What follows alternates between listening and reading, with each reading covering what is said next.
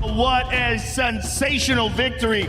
In your short time in the UFC, in 3 fights, you have emerged as one of the most exciting contenders, and tonight you put on a show. How good does that feel? México, la fiesta es para ustedes, hay que festejar. ¡Viva México! Everyone, I don't care if you love me or hate me, stand up for yourself. People be trying to bring me down. I stood up and look at me now. No one can bring me down anymore. Saturday night, I'm going to show you guys. If this game is heavy level. It's level, it's high level. I'm saying the high level. I'm proving to now. I'm a champ. I'm the king of this division. No one was ever stopping me. So this is where we come in and did our thing. You proved that tonight and made a great statement for you being the best pound-for-pound fighter on earth. You caught him with a right hook right here that really rocked him. He stepped back, you closed in and closed the show. You just knocked out John Silva. What do you want next? Adversity is a privilege. You hear people talk about that all the time. It truly is. This moment is incredible. Take a look at the big screen. You had Pat Sabatini hurt here, and man, did you finish the show. You jumped all over him and put him away. Everyone that's backed me, everyone that's helped me, I did that for you, thank you. All them doubters, I'm gonna keep proving you wrong time and time again. Bring it. Easy money, enough for my weight, it's for the fight. I tell my manager too, bro, this is the fight for me. Tell Hunter for another fight. It's an opportunity. You get adversity. If you build yourself back, it's only gonna make you stronger, even if it doesn't work out. But a lot of times it does, if you really pursue it. And look what can happen. Break records. This people are gonna write books about. This is gonna be movies, you know what I mean? Like that type, that's what it's all about. Hey, Miami, I love ya!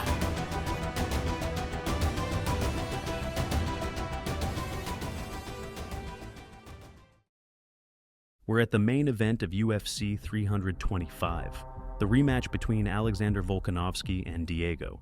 Going into this one, a lot of people were hoping we'd see a totally different fight compared to the first meeting, but the reality is, it played out extremely similar and honestly even more one-sided for Volkanovski this time. From the opening round, Volkanovski made it clear what his plan was. He stayed disciplined, stayed calm, and started building everything around range control. The jab was constantly in Diego's face. The leg kicks were landing over and over. And every time Diego tried to step forward and get momentum, Volkanovski was either sliding off at an angle or meeting him with clean counters.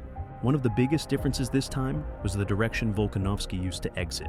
In the first fight, he was circling and escaping to his right a lot, and Diego never really adjusted to cut him off. In this rematch, Volkanovski was moving more to his left, and Diego still didn't consistently cut the cage. That ended up being a huge problem because it let Volkanovski stay in his comfort zone for long stretches, touching him with shots and resetting the fight exactly where he wanted it.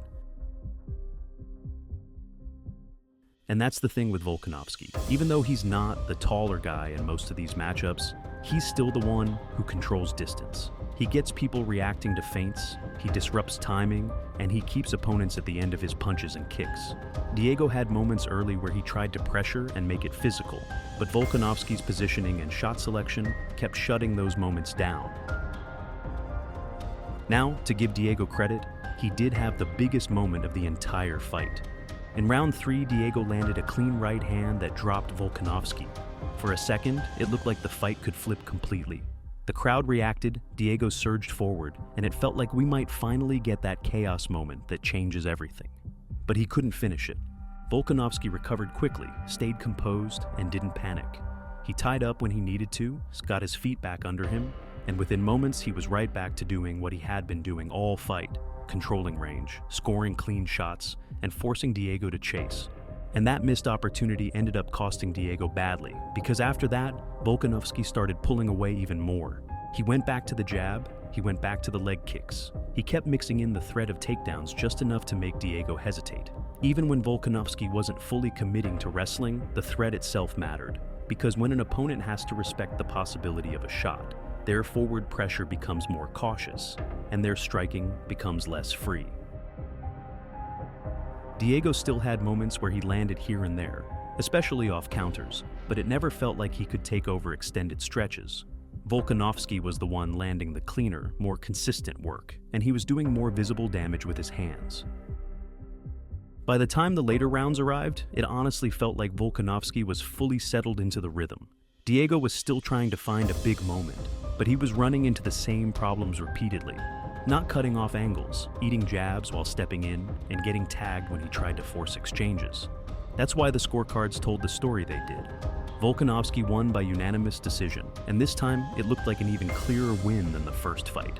Diego had the knockdown, but outside of that, Volkanovski was controlling the pace, the positioning, and the scoring for most of the fight. So in the end, it was another reminder of why Volkanovski is who he is. Even at this stage of his career, with all the miles, he's still one of the most technical fighters we've ever seen. And he's still capable of shutting down dangerous challengers with discipline, experience, and elite fundamentals. Diego showed heart, and he had his moment. But at the highest level, you don't just need one moment. You need to capitalize, you need to make adjustments, and you need to take rounds consistently. In this rematch, Volkanovski simply didn't give him enough openings to do that. And that's going to wrap it up for this fight breakdown. Let me know what you thought about the rematch in the comments, who you think Volkanovski should face next, and if you enjoyed this analysis, make sure to support the channel. I'll see you in the next one.